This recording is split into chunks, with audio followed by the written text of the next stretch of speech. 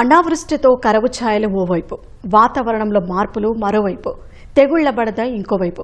Season ఏదైనా సీమ రైతులకు పెను సవాలే. పంట మార్పిడి, సాగు విధానంలో ప్రమాణాలు పాటించక ప్రతి ఏటా నష్టాలే. ఇలాంటి తరుణంలో ఇలాంటి పరిస్థితులనైనా తట్టుకునేలా నూతన వంగడాల ఆవిష్కరణలు చేయాల్సిన అవసరం ఎంతైనా ఉంది. ఆ దిశగా ఆచార్య ఎన్జీ రంగా వ్యవసాయ విశ్వవిద్యాలయం అడుగులు వేస్తోంది. రైతులకు సరికొత్త విత్తన వంగడాలను అందించి వ్యవసాయాన్ని లాభసాటిగా ఎలా మార్చాలన్న అంశాలపై రీసెర్చ్ డైరెక్టర్ సత్యనారాయణతో మా ప్రతినిధి లక్ష్మీప్రసాద్ ముఖాముఖి. వాతావరణంలో వస్తున్న మార్పులు రైతులకు పెను సవాలుగా మారుతున్నాయి. ఆచార్య ఎన్జీ రంగా విశ్వవిద్యాలయము రైతులకు అవసరమైన వంగడాలను ఎలా పరిశోధనలు చేస్తున్నారన్న విషయం మీద పరిశోధనా సంచాలకులు డాక్టర్ సత్యనారాయణ గారు మనతో ఉన్నారు. అడిగి తెలుసుకుందాం. సార్, ముఖ్యంగా వ్యవసాయంలో చాలా ఇబ్బందులు ఎదుర్కొంటున్నారు రైతులు. వాతావరణ మార్పులు కావచ్చు, బెట్ట పరిస్థితులను తట్టుకునే వంగడాలు మన దగ్గర ఏమేమి పరిశోధనలు జరుగుతున్నాయి? నమస్కారం అండి. మీకు తెలుసు, మనకి ఈరోజు రైతుకి ముఖ్యమైనటువంటి ఛాలెంజ్ ఏంటంటే వాతావరణంలో వచ్చినటువంటి మార్పులు. ఈ మార్పులకి అనువైనటువంటి టెక్నాలజీ కానీ రకాలు కానీ మనం అభివృద్ధి చేసుకోవాల్సినటువంటి అవసరం ఉంది. దీంతోపాటు వ్యవసాయం లాభసాటిగా ఉండాలంటే వ్యవసాయంలో వ్యయం తగ్గించి, ముఖ్యంగా వ్యవసాయంలో కూలీల యొక్క కొరతను తగ్గించి, అలాగే మారుతున్నటువంటి పరిస్థితులకి అవసరమైనటువంటి సాంకేతిక పరిజ్ఞానాన్ని కూడా మనం ఇస్తూ, ఆ విధంగా రైతు యొక్క ఆదాయాన్ని పెంచుతూ, అలాగే నేల యొక్క ఆరోగ్య పరిస్థితిని కూడా అంటే మనం మెరుగుపరిచినట్టయితే మనం ముందు తరానికి కూడా మంచి నేలలుతో పాటు మంచి దిగుబడితో పాటు నికర ఆదాయం కూడా పెరిగేటువంటి అవసరం ఉంది. అనేక పరిశోధనలు కూడా ఆయా ప్రాంతాలకు అనువైనటువంటి లొకేషన్ స్పెసిఫిక్ పరిశోధనలు కూడా చేస్తున్నాం. ముఖ్యంగా ఈ మొక్కజొన్నలో కత్తెర పురుగు కావచ్చు, అదేవిధంగా మిడతల దండు, ఇలాంటి వాటితో పంట రైతులు ఎక్కువ నష్టపోతున్నారు.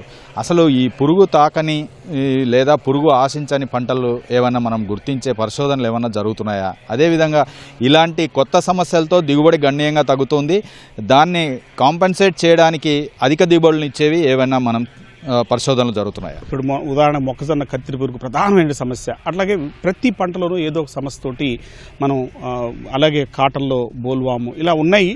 వీటన్నిటి మీద ఏంటంటే ప్రభుత్వ పరంగా పరిశోధనలు చేస్తున్నప్పటికీ ఇంకా విస్తృత స్థాయిలో పరిశోధనలు జరగాలంటే ఇంకా పెద్ద మొత్తంలో దీనికి నిధులు కూడా కావాలి, సైంటిస్టులు కూడా కావాలి. అయినప్పటికీ కూడా ఉన్నటువంటి నిధులు సైంటిస్టులతోటి వీటి మీద మనం కేంద్రీకరించి వీటికి సమగ్రమైనటువంటి ఏ విధంగా అంటే నిరోధక వెరైటీని ఇవ్వడంతో పాటు అటు ఐపీఎం ప్రాక్టీసెస్ కానీ అన్నింటినీ మేలువింపు చేసి చేయాలన్నటువంటి ప్రక్రియ అనేక పంటల్లో చేస్తున్నాము.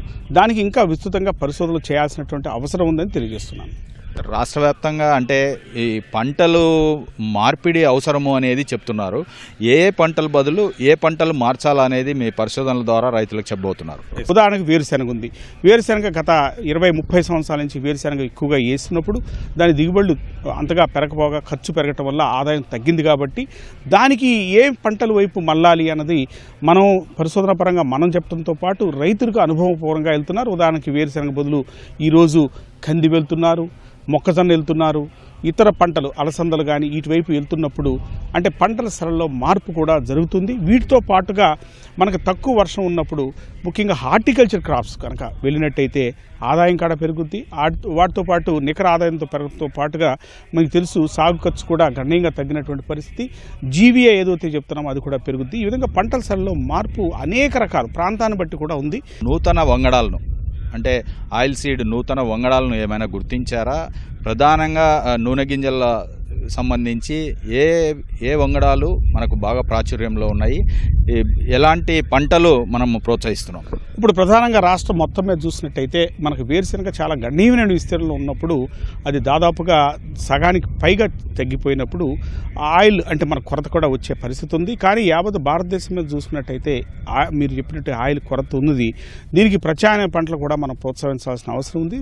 ఈ విధంగా మనం కూడా పంటల్లో కూడా అటు నువ్వులు కానీ ప్రొద్దుతిరుగులు కానీ వీటి మీద కూడా విస్తృత పరిశోధనలు చేస్తున్నాం.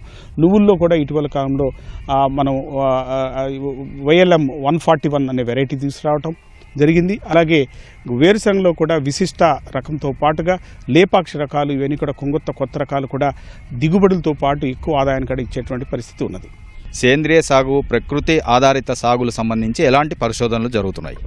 ఈరోజు ఏంటంటే హెల్త్ కాన్షియస్, అంటే ఈ మనం ఏదైతే విచక్షణ రహితంగా వ్యవసాయం చేసి ఎక్కువగా పురుగు మందులు వాడి వాటి యొక్క అవశేషాల ప్రభావం ఆరోగ్యం మీద పడినప్పుడు మెరుగైనటువంటి ముఖ్యంగా న్యూట్రీ క్వాలిటీ ఫుడ్ మీద మనం ఎప్పుడైతే ఇంపార్టెన్స్ చూపిస్తున్నామో దానివైపు పరిశోధనలు కూడా మన ఆచార్య ఎన్జీ రంగా కానీ యావత్ ఐసీఆర్ సిస్టంలో చేస్తున్నాం.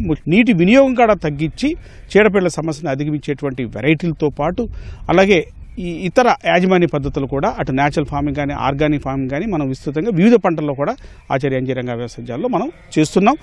ముఖ్యంగా ఏంటంటే ఎరువుల వినియోగం ఏదైతే దాదాపు 50 నుంచి 25% బాగా తగ్గించగలిగితే, అంటే 70% తగ్గించగలిగితే అటు దిగుబడులు తగ్గకుండా అలాగే రైతుకు ఆదాయం పెరుగుతూ మనం పండించేటువంటి పంటల్లో నాణ్యత ఉండే విధంగా చూడటం అన్నది ప్రధానమైన అంశంగా చెప్పుకోవచ్చు.